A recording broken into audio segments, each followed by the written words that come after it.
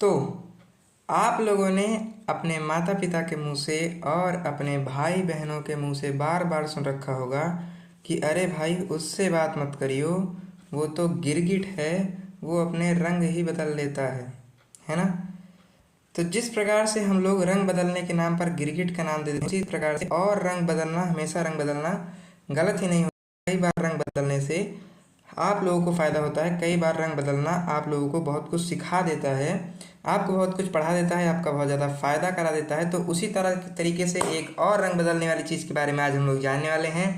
आज हम लोग जानने वाले हैं नेचुरल इंडिकेटर्स के बारे में। आज हम लोग कुछ रिएक्शन जानेंगे एसिड एंड बेस के बारे में, और उसके बाद हम लोग कुछ नेचुरल इंडिकेटर जानेंगे जो रंग बदल लेते हैं और रंग बदलने के बाद भी आप लोगों का इतना फ़ायदा करते हैं कि आपको एसिड और बेस जानने में मदद करते हैं, आप लोगों के लिए पढ़ाई को थोड़ा बढ़ा देते हैं, आपके नंबर्स जुड़वा देते हैं। तो हेलो क्लास, तो कैसे हैं आप सभी लोग। स्वागत है आप सभी का एक और नई वीडियो में, जिसमें आज हम लोग आज हम लोग करने जा रहे हैं दो टॉपिक आपके एसिड बेस एंड सॉल्ट नाम के चैप्टर से। एक तो हम लोग करेंगे एक हम लोग करेंगे एक तो हम लोग करने जा रहे हैं कुछ रिएक्शंस, जिसके अंदर हम लोग क्या पढ़ेंगे, हम लोग कुछ रिएक्शंस के बारे में पढ़ेंगे। कुछ रिएक्शंस जो कि आपके एसिड करते हैं, आपके बेस करते हैं।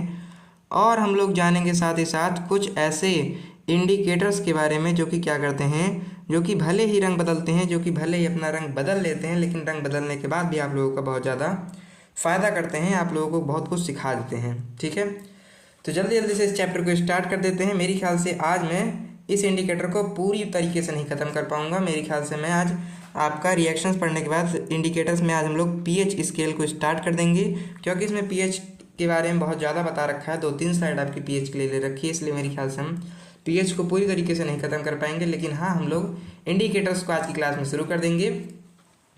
तो अब शुरू करते हैं आपकी क्लास को। Reaction of acid and base. Acid और बेस में अभी रिएक्शन नहीं कराएंगे। एसिड और बेस किन किन जैसे मेटल्स के साथ किस तरह से रिएक्ट करते हैं, इन सब के बारे में जानेंगे। मेटल कार्बोनेट के साथ किस तरह से रिएक्ट करते हैं, मेटल हाइड्रोजन कार्बोनेट के साथ किस तरह रिएक्ट करते हैं, इन सब के बारे में आज हम लोग जानेंगे। ठीक है, पहले तो हमको इसके बारे में जानना है, बाद में एसिड और बेस को भी भिड़ा देंगे आपस में। ठीक है, तो सबसे पहले जान लेते हैं कि एसिड और बेस मेटल के साथ कैसे रिएक्ट करते हैं।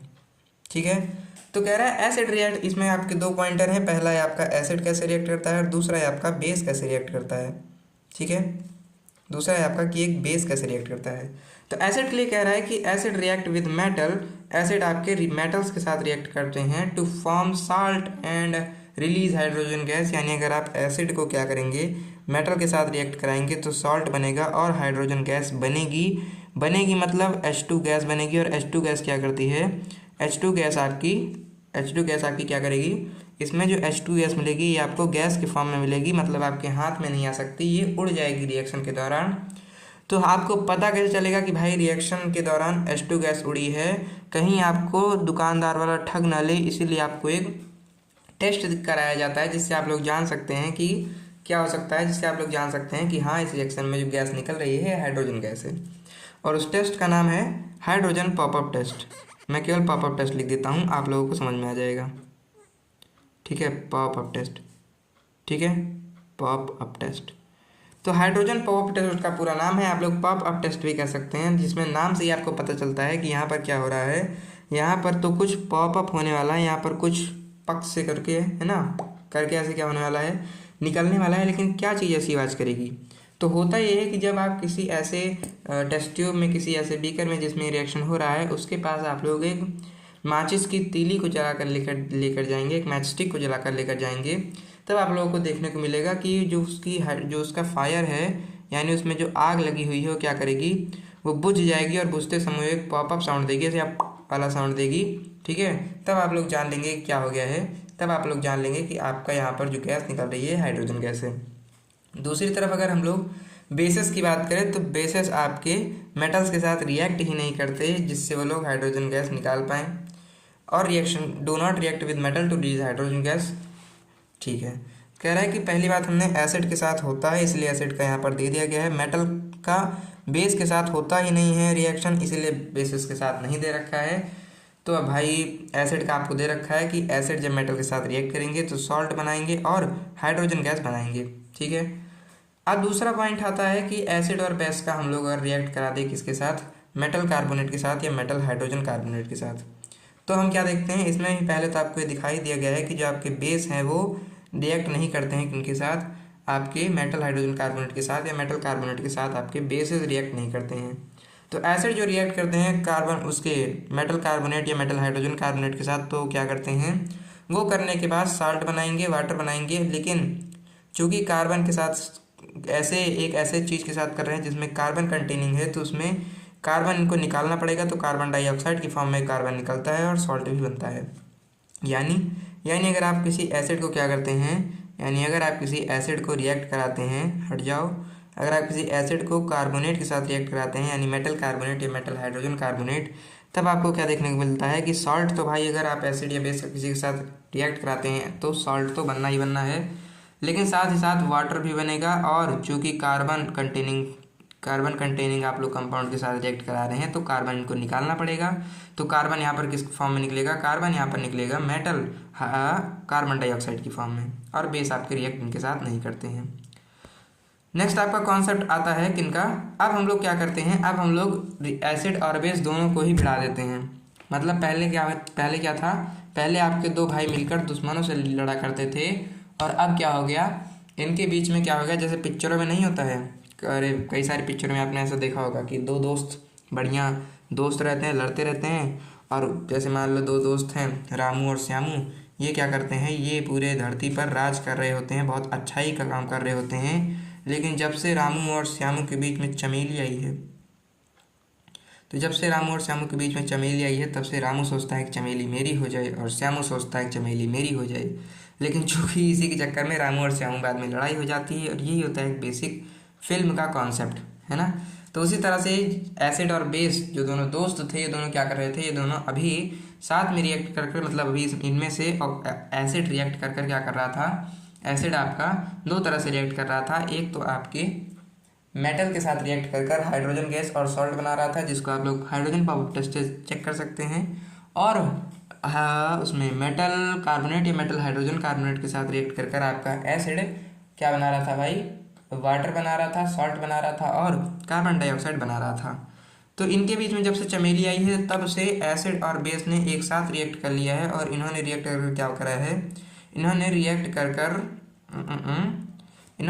कर एक नई तरह की रिएक्शन कर ली है, जिसको कहते हैं जिसको आप लोग कहते हैं न्यूट्रलाइजेशन रिएक्शन। न्यूट्रलाइजेशन रिएक्शन, ठीक है। यानी इनका ऐसा करने के बाद एक नई रिएक्शन हो जाती है, जिसको आप लोग न्यूट्रलाइजेशन रिएक्शन कह सकते हैं। क्या कह रहा है, ठीक है, कह रहा है कि जब एसिड और बेस का रिएक्ट होगा तब एक न्यूट्रलाइजेशन रिएक्शन होगा। न्यूट्रलाइजेशन रिएक्शन में आप क्या देखते हैं, न्यूट्रलाइजेशन रिएक्शन में आप एक शब्द देखते हैं न्यूट्रल। न्यूट्रल का मतलब उन्होंने एक दूसरे को न्यूट्रल कर दिया, यानी अगर आप -2 और +2 कर दे तो ये दोनों काट कर 0 हो जाते हैं, एक दूसरे को न्यूट्रल कर देते हैं, ठीक है। तो इसका कहने का मतलब है कि जो चीज़ बनेगी वो क्या रहेगी, वो न्यूट्रल रहेगी जब एसिड और बेस रिएक्ट करेंगे तो। और इनके रिजल्ट में क्या होता है, एसिड प्लस बेस क्या देते हैं, सॉल्ट प्लस वाटर देते हैं। इनको तो आप लोगों ने अगर अपने टीचर के मुंह से बार बार सुना होगा तो आपको गाने के रूप में याद हो गया होगा कि acid plus base will give salt plus water. Acid plus base को जब आप रिएक्शन कराएंगे तो सॉल्ट और वाटर आपको मिलने वाला है। उसके बाद फिर कहता है कि different combination of acid and base produce acidic, basic और न्यूट्रल सॉल्यूशन। इनके सॉल्यूशन की बात करें तब जिस तरह से आप एसिड या बेस को डालेंगे, यानी अगर आप इसको अभी मैं आपको आगे बताऊंगा, जब हम लोग सॉल्ट के बारे में पढ़ रहे होंगे, तब हम लोग ये देखते हैं कि आप एसिड ज़्यादा डालेंगे, बेसिक ज़्यादा डालेंगे, यानी जिस चीज़ का आप जितना ज़्यादा डालेंगे उसी हिसाब से आपका एसिडिक सॉल्ट, बेसिक सॉल्ट या न्यूट्रल सॉल्ट बन रहा होगा, ठीक है। एग्जाम्पल आपको दे रखा है HCl, जो कि एक एसिड है, आपको पता है। NaOH आपका एक एसिड है, HCl है आपका क्या, हाइड्रोक्लोरिक एसिड, और NaOH है आपका सोडियम हाइड्रोक्साइड। जब आप लोग इसका रिएक्ट कराएंगे तब आपका NaCl बनेगा, यानी सोडियम क्लोराइड बनेगा, और आपका H2O बनेगा। NaCl आपका क्या है, NaCl वही नमक है जिसको आप लोग सब्जी में खाकर चट कर जाते हैं, यानी आपका जो साल्ट बना है, ठीक है, यहाँ पर आपका साल्ट प्लस पानी बना है, तो NaCl आपका क्या है, NaCl आपका एक सॉल्ट है। आगे आपसे कह रहा है कि reaction of acid and base, अगर हमारा मन कर जाए कि आइए रिएक्शन करा दें एसिड और बेस का साथ साथ, चूँकि हम साथ साथ हैं, तब कहता है कि इनका रिएक्शन क्या करेंगे, reaction of metal oxide plus acid and base. तो इस बार जब इनके बीच से चमेली चली गई तो ये दोनों फिर वापस आ गए और कह रहे हैं कि अब हम लोग फिर लड़ेंगे साथ में। तो एसिड और बेस का क्या करें, एसिड और बेस का अगर हम लोग रिएक्ट करा दें मेटल ऑक्साइड के साथ, तब हमें क्या देखने को मिलता है, तब हम देख पाते हैं कि metal oxide with acid produce salt. ठीक है, अगर हम लोग क्या करें मेटल ऑक्साइड को एसिड के साथ रिएक्ट कराएंगे तब क्या बनेगा, तब बनेगा सॉल्ट प्लस वाटर बनेगा। ठीक है, और कह रहा है metal oxide are basic in nature, metal oxide किस नेचर में होते हैं, बेसिक नेचर के होते हैं। यानी अगर आप लोग क्या करेंगे एसिड या बेस को मेटल ऑक्साइड के साथ रिएक्ट कराएंगे तब आपका क्या बनने वाला है, आपका हाइड्रोजन, आपका वाटर बनने वाला है और सॉल्ट बनने वाला है। यानी सॉल्ट तो आपका बनेगा ही, इसको आप कॉमन जान सकते हैं, इस बार आपके साथ वाटर बनता है। नेक्स्ट आपसे कह रहा है कि अगर आप एसिड या बेस का नॉन मेटलिक ऑक्साइड के साथ रिएक्ट कराएंगे तो इस बार भी आपका क्या बनेगा, सॉल्ट तो बनना ही बनना है और इस बार भी आपका वाटर ही बनेगा। यानी इन दोनों को रिएक्ट आप कराएंगे तब क्या बनेगा, तब आपका सॉल्ट प्लस वाटर बनेगा, सॉल्ट प्लस H2O बनेगा। ठीक है, कह रहा है ये किस नेचर के होते हैं, एसिडिक नेचर के होते हैं। यानी आपको ये जान लेना है, इस पूरी स्लाइड का अगर सारांश जानना चाहो तो ये जान सकते हो कि आप अगर एसिड या बेस को क्या करेंगे, अगर तुम लोग एसिड या बेस को मेटल ऑक्साइड के साथ रिएक्ट कराओगे तो तुमको क्या मिलेगा, तुमको मिलेगा सॉल्ट प्लस H2O यानी पानी। और अगर आप दूसरे टाइम पर क्या कराएं, अगर आप लोग दूसरे टाइम पर नॉन मेटल ऑक्साइड के साथ कराएं reaction,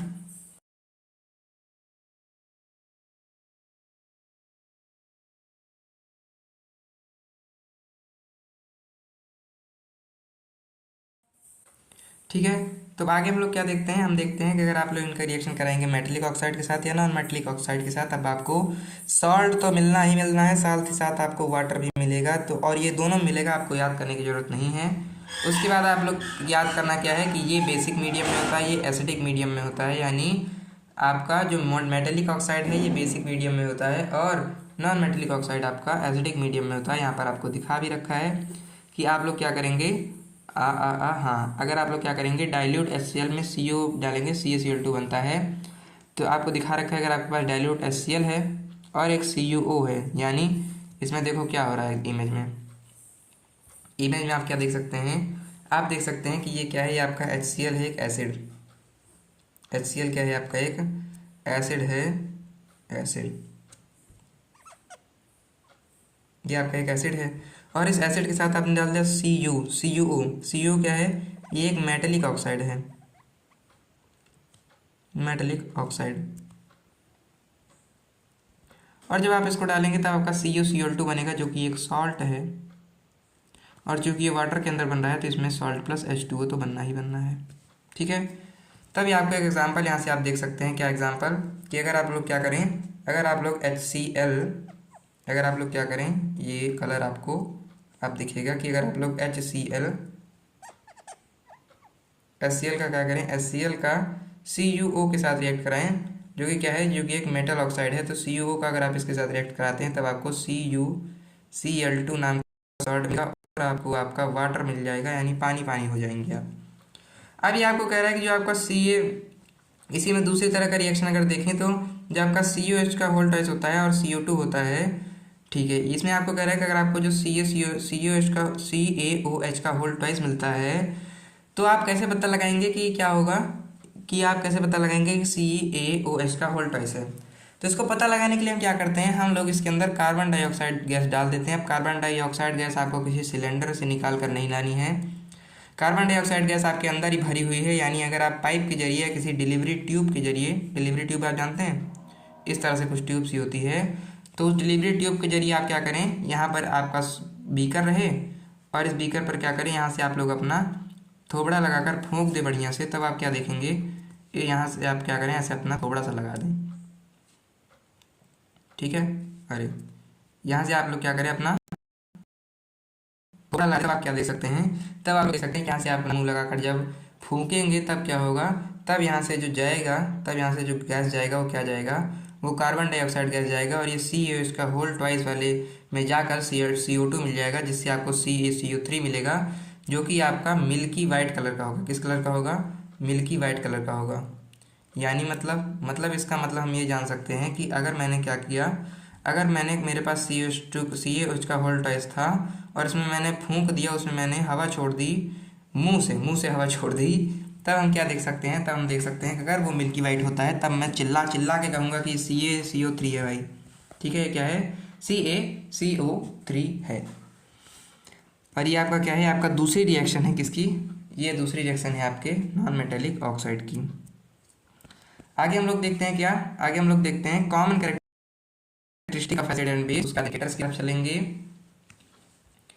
common characteristic of acid and base मतलब, यानी इसमें हम जानेंगे कुछ ऐसे कॉमन कैरेक्टरिस्टिक जो कि आपके एसिड और बेस दोनों में होते हैं।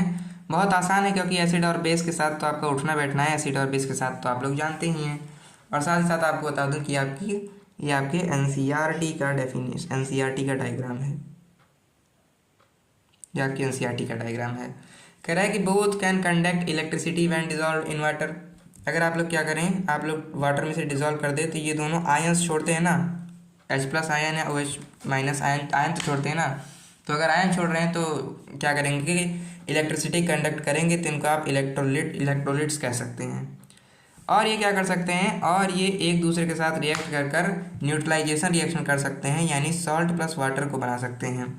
ठीक है, और ये क्या कर सकते हैं, ये इंडिकेटर के कलर को चेंज कर सकते हैं, यानी लिटमस पेपर एक बढ़िया एग्जांपल दे रखा है।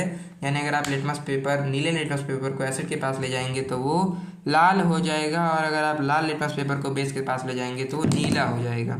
ठीक है, आगे कह रहा है कि वाटर में जाने के बाद कोई एसिड या बेस कितना आयन प्रोड्यूस कर रहा है, यही बताता है कि वो कितना स्ट्रॉन्ग एसिड है या बेस है, या फिर कितना वीक एसिड है, कितना वीक बेस है। ठीक है, आगे इसको जानने के लिए हम लोग इंडिकेटर्स का यूज़ करते हैं, जिनमें हम लोग pH स्केल के बारे में जानेंगे और बहुत डिटेल से जानेंगे इसमें। ठीक है, कह रहा है कि used in various chemical application, इसको कई सारे तरीके में हम यूज़ कर सकते हैं, यानी इसके यूजेस हम लोग जान सकते हैं क्या, कि हम लोग इसे एसिड बैटरीज में एसिड के रूप में यूज़ कर सकते हैं, और क्लीनिंग एजेंट के रूप में बेसिस का यूज़ कर सकते हैं। यानी एसिड का यूज हम किस में कर सकते हैं, एसिड का यूज हम लोग बैटरी में कर सकते हैं, और बेसिस का यूज हम लोग क्लीनिंग एजेंट्स में कर सकते हैं। यहाँ पर आपको क्या दे रखी है, यहाँ पर आपको किस तरह से इलेक्ट्रिसिटी कंडक्ट करता है इसके बारे में NCERT के बेहतरीन डायग्राम से बताया जा चुका है, मतलब मैं बता रहा हूँ अभी। तो क्या कह रहा है, कह रहा है कि पहले आपको क्या करनी है, पहले आपको कोई लोहे की खिली दो लगा देनी है।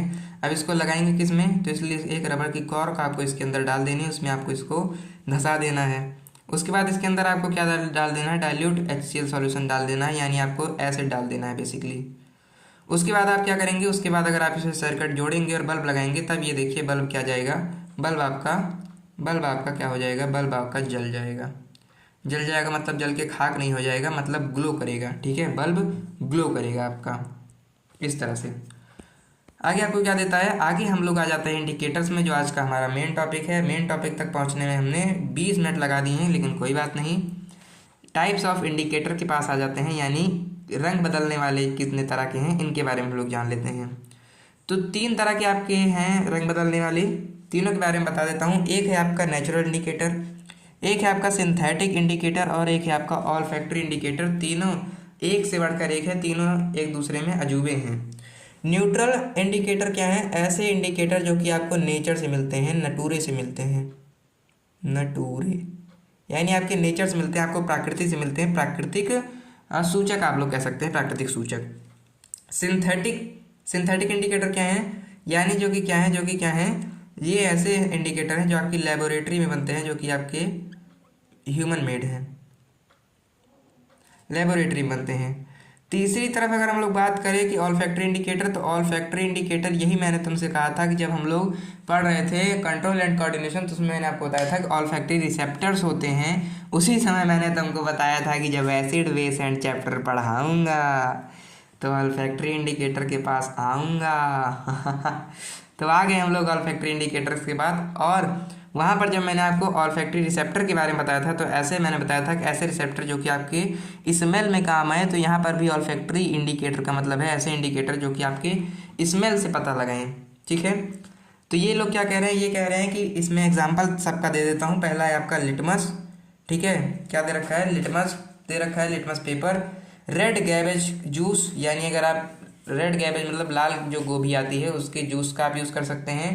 टर्मरिक का यूज़ कर सकते हैं, यानी हल्दी का यूज़ कर सकते हैं, और साथ ही साथ आप किसका यूज़ कर सकते हैं, और किसका यूज़ कर सकते हैं भाई, और वो चाइना रोज पेटल आपने क्लास 7 में इसके बारे में पढ़ रखा होगा, CRP लिख देता हूँ, चाइना रोज पेटल का CRP यानी चाइना रोज पेटल, यानी जो चाइना रोज आप जानते हैं जो गुड़हल होता है, गुड़हल, तो उस गुड़हल के जो पंखुड़ियाँ होती हैं उनका यूज़ आप लोग कर सकते हैं इंडिकेटर्स के रूप में।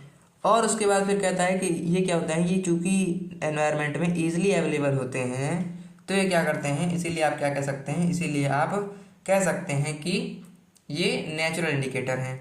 इसमें लिटमस पेपर की बात करें तो मैंने आपको बता दिया कि रेड लिटमस पेपर ब्लू हो जाता है बेसिक मीडियम में, और ब्लू लिटमस पेपर रेड हो जाता है एसिडिक मीडियम में।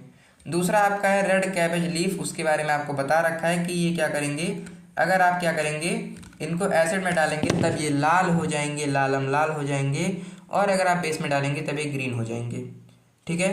टर्मरिक में आपको क्या होता है, टर्मरिक में आप लोग इसे कह सकते हैं कि अगर आप इसे बेस में डालेंगे तब ये रेड हो जाता है, और एसिड में वो ऐसा का वैसा ही रहता है। सिंथेटिक इंडिकेटर की बात करें तो मैंने आपको बताया कि ऐसे इंडिकेटर जो कि आपकी लेबोरेटरी में बन जाते हैं, जिनमें क्या है आपका, जिनमें है आपका मेथिल ऑरेंज, जो कि आपका क्या होता है, जो कि आपका मेरे ख्याल से एसिडिक या किसी मीडियम को पाने के बाद ऑरेंज कलर का हो जाता है। और फिनोप्थलीन, फिनोप्थलीन क्या है, फिनोप्थलीन आपका ऐसा मीडियम है जिसको आप लोग एसिड में डालते हैं तब ये पिंक कलर का हो जाता है, दे रखा है बेसिस, बेसिस में, and is colourless in acid. अगर आप फिनोप्थलीन को बेसिक मीडियम में डालते हैं तब ये पिंक कलर का हो जाता है और कलरलेस होगा कब, जब आप इसे एसिडिक मीडियम में डालेंगे। उसके बाद फिर हम लोग क्या कर सकते हैं, उसके बाद फिर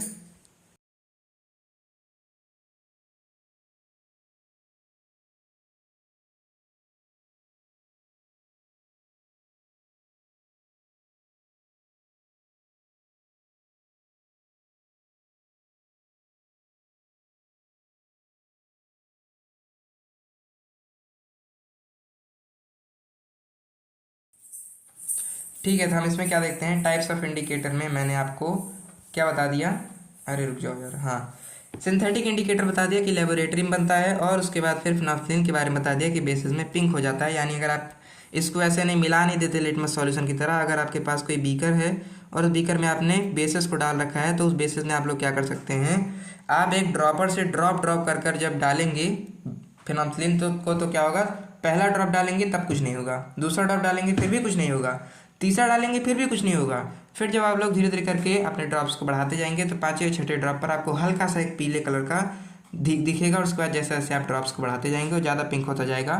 लेकिन बहुत ज़्यादा बढ़ा देंगे तब क्या हो जाएगा, वो दोबारा से कलरलेस हो जाएगा, और एसिड में भी ऐसा होता है, कलरलेस रहता है। ऑल फैक्ट्री इंडिकेटर आपके क्या है, ऑल फैक्ट्री इंडिकेटर ऐसे इंडिकेटर हैं जो कि स्मेल चेंज कर देते हैं। बेसिकली ये उन लोगों के लिए बनाया गया था जो कि साइंटिस्ट तो हैं लेकिन उनकी आँखें नहीं हैं। ठीक है, तो जो लोग देख नहीं सकते तो वो सूंघ कर पता लगा सकते हैं कि एसिड है कि नहीं। एग्जाम्पल है आपका अनियन, अनियन मतलब अनियन का एग्जाम्पल डायरेक्ट आप अनियन को नहीं यूज़ कर सकते, आपको क्या करना पड़ेगा, आपको अनियन को बारीक काट कर एक कपड़े में रख लीजिए, उसके बाद फिर आप उसको ठंडे एरिया में रख दीजिए। उसके बाद जब आप उसे गारेंगे, मतलब उसे जब उसको दबाएंगे, स्क्वीज़ करेंगे, तब उससे जो रस निकलेगा वो जो सॉल्यूशन है वो आपका अनियन सॉल्यूशन आपके इंडिकेटर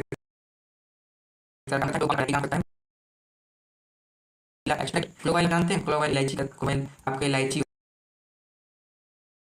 से ना, तो आप इलायची के तेल का यूज़ करते हैं और वनीला एक्सट्रैक्ट का यूज़ कर सकते हैं।